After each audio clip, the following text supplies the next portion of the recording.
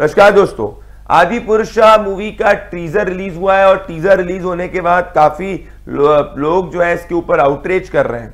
अब आउटरीच क्यों किया जा रहा है? आउटरीच इसलिए किया जा रहा है क्योंकि जिस तरीके से आदि पुरुषा के अंदर रावण को डिपिक्ट किया गया है, जिसमें सैफ अली खान उस रावण का किरदार प्ले कर रहे हैं, इसमें कई सनातन संस्कृति से प्यार करने वाले लोग बोल रहे हैं कि इसमें मुगलाई टच दिख रहा है। अब सवाल ये उठता है कि जब डायरेक्टर ने और राइटर ने इतनी बड़ी जिम्मेदारी अपने कंधों पर ली कि रामायण को डिपिक्ट किया जाएगा आदि पुरुषा में, तो क्या उनने इतनी बेसिक रिसर्च नहीं करी कि वो वाल्मीकि के रामायण को पढ़ते और तमाम बाकी रामायण को पढ़ के ट्रूथ और एक बेसिक एसेंस को समझते कि रावण के अंदर भी ना कोई मुगलई टच था, ना तैमूर था, ना औरंगजेब था। रावण जो था वो क्रूर था, रावण जो था वो अधार्मिक था, पर रावण जो था वो कभी भी मुगलाई नहीं था, वो एक आक्रांता नहीं था। तो पॉइंट नंबर 1 ये, रावण को अगर आप देखेंगे वाल्मीकि के उसमें और अगर उसके बारे में पढ़ेंगे आप वाल्मीकि रामायण में, तो उसकी बड़ी मूछें थी, वो त्रिकुंड पहनता था, वो हमें जनेऊधारी था।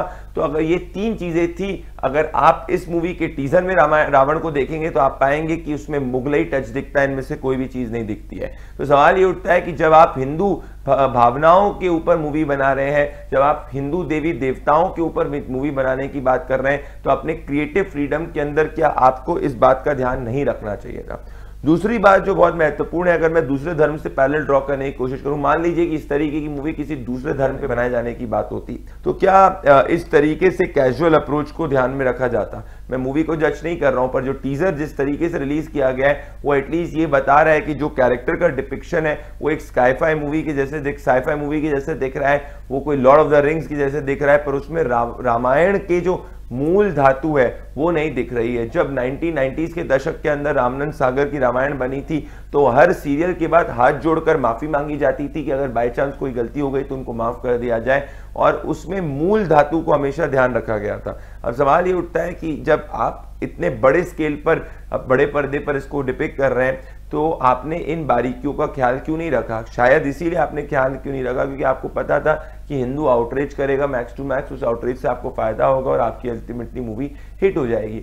पर बड़ी बात क्या है? बड़ी बात यह है कि अगर किसी भी धर्म के ऊपर या धर्म से इंस्पायर होकर मूवी बन रही है, किसी भी धर्म की हो, उसके अंदर जो उसका बेसिक एसेंस है उसके साथ खिलवाड़ नहीं करनी चाहिए। भगवान राम कोई सिर्फ एक किरदार नहीं थे, भगवान राम करोड़ों हिंदुओं के लिए एक आस्था का प्रतीक है जिनको लोग घरों में पूजते हैं। अगर पुष्पक विमान की बात करूं, आपने पुष्पक विमान को चमगादड़ के रूप में दिखाया, पर सच्चाई है अगर आप वाल्मीकि के रामायण को पढ़ेंगे तो पुष्पक का काफी अच्छा वर्णन है जिसको काफी खूबसूरती से वाल्मीकि ने वर्णन किया है। और इसमें और जिस तरीके से मूवी में दिखाया गया इसमें जमीन आसमान का फर्क है। जो सैफ अली खान इस वक्त मूवी के अंदर रावण का रोल प्ले कर रहे हैं, वो सैफ अली खान अगर आप देखेंगे कि उनका पास्ट के विचार क्या है, वो खुद तैमूर से इंस्पायर्ड है, औरंगजेब से इंस्पायर्ड है। उनने कहा था कि रावण को हम ह्यूमनली डिपिक्ट कर रहे हैं और जस्टिफाई कर रहे हैं कि उन्होंने सीता का अपहरण क्यों किया था।